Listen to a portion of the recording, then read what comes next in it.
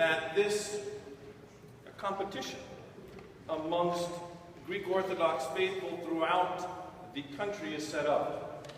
That it begins on a parish level in the Sunday school classes, where children are given 5 or 6 topics to be able to choose from depending upon their age. That they are called to, at the very least, write an essay. And those who feel compelled are then offered an opportunity to preach the words which they have written. It begins with a competition on a parish level, after which 2 individuals from both the senior and junior division go to a district level. And in Connecticut, the district level is Connecticut. After that level, they go to the metropolis level, and for us it's the direct archdiocesan district level, which means 90% of Connecticut, 85% of New York State, Washington, D.C., and the Bahamas. And they compete against representatives from each of those churches, from each of those districts, rather, who have reached that level. If you get past that level, 1 from the junior division and 1 from the senior division travel to various places throughout the country, each year changing the place, to compete on a national level. Over the last 20 or so years, we have had many various students compete on the local level. We have had many of those students make it to the district level regarding Connecticut.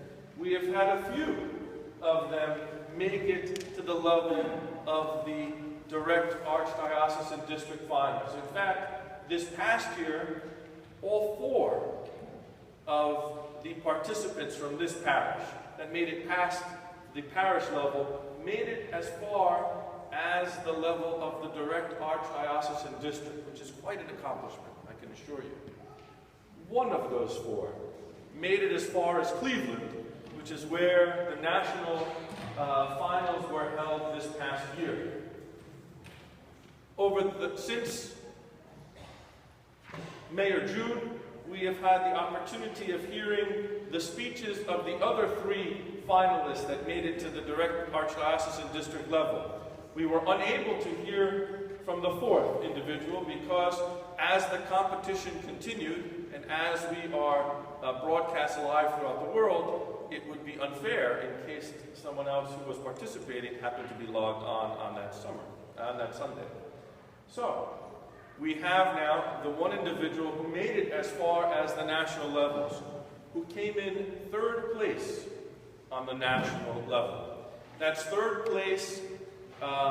There are 530 parishes, Greek Orthodox parishes in the Archdiocese, of which there are over 300 parishes that participate, each sending some type of representation to another level, 3rd in the country. Quite an accomplishment for this young man who is coming forward to offer his speech that he gave and this morning's homily. So, sorry, Paul, for the long introduction, but this is Paul DeBassio, who many of you do know. He is not simply a member of our Sunday school program, also you see him serving in the altar and participating in the other youth programs that our parish offers, and he will deliver today's homily.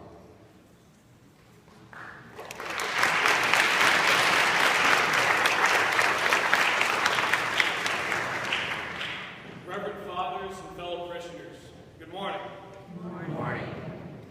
It is very common to see wavering faith as one of the most prominent issues found in today's society, mainly due to several distractions that we encounter on a daily basis. The reign of social media is taking over most of our everyday lives, and we feel that there is some sort of inseparable attachment to it that prevents us from performing our duties as Orthodox Christians. But first, what is an Orthodox Christian? A dictionary definition would be something along the lines of a form of Christianity maintained by the Eastern Orthodox Church. But we, as Orthodox Christians, can define it as something much more profound. Belonging to the Orthodox faith is something much more than just attending the Pascha services that happen only once a year. It is a lifelong devotion of both one's mind and body, and to be physically and spiritually involved within the church.